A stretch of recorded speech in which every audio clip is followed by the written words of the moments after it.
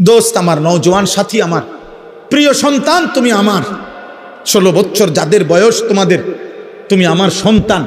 আমার প্রথম সন্তানের বয়স 16 বছর, আমার দ্বিতীয় সন্তানের বয়স 14 বছর, আমার তৃতীয় সন্তানের বয়স 9 বছর, আমার চতুর্থ সন্তানের বয়স 4 বছর। অতএব কমপক্ষে 16 বছর বয়স যাদের, তুমি আমার সন্তান। আমার সন্তান, আমি তোমার কাছে বললাম। এর চাইতে বড় যারা, তুমি আমার ছোট ভাই, আমি তোমার বড় ভাই বললাম। 16 বছরের নিচে যারা, আমি তোমার বাবা বললাম, আমি তোমার অভিভাবক। মনে করো বাপ আমার, ধরে নাও কেউ তোমারে ডাকলো না, ফিরাইলো না। মনে করো দিনের পর দিন, রাতের পর রাত তোমরা মোবাইলে গান শুনতেছ, নর্তকীর নাচ দেখো, হারাম নারীর ছবি দেখো, গায়িকা নায়িকা নর্তকী, গানের আসর বাদ্যের আসরে তোমরা হয় মোবাইলে, নয় ছবিতে, নয় নাটকে, নয় সিনেমায়, নয় তোমরা মোবাইলের আয়োজনে, অথবা প্রকাশ্যে রাস্তায়, যেখানে হোক।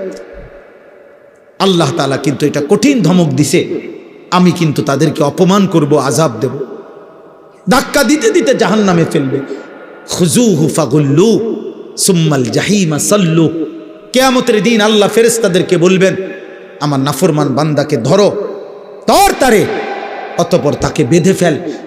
ফেরেশতা যখন টাইট করে বাঁধ দিবে, খোদার কসম আল্লাহ বলছেন, সুম্মাল জাহিমা সাল্লু, এবার নাফরমানকে ছুঁড়ে মার, একটা লাথি মার, এক লাথিতে যেন জাহান্নামে গিয়া পড়ে।